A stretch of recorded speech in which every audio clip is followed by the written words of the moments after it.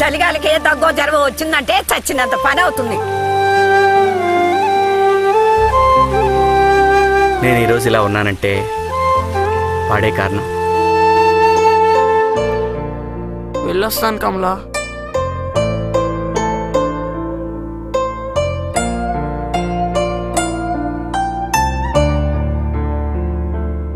దేవుడు ఎవరిని ఎందుకు కలుపుతాడో, ఎవరిని ఎందుకు విడతీస్తాడో తెలీదు.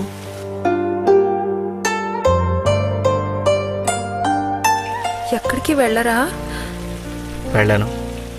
నువ్వు నా భార్యవైతే.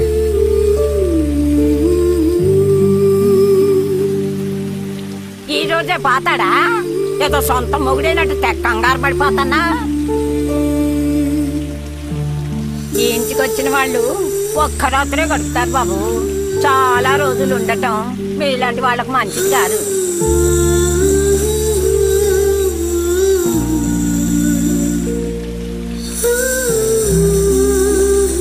నువ్వు ఇష్టపడి నా కోరికను తీరుస్తావో, నీ సూర్యాన్ని ప్రాణం లేకుండా చూస్తావో నిర్ణయించుకో.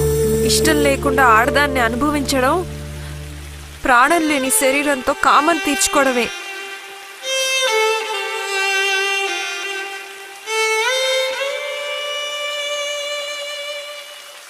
అవ్వా, నీకెంత కావాలి? ఆ పెళ్ళుందే, దాన్ని నిలబెత్తు బంగారం కావాలా? ఇస్తావా?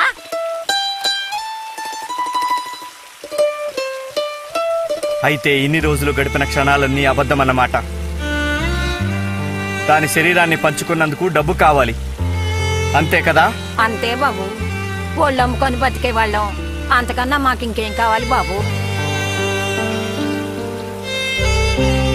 నా కోసం ఏమైనా చేస్తానన్నారు, అదంతా అబద్ధమేనా?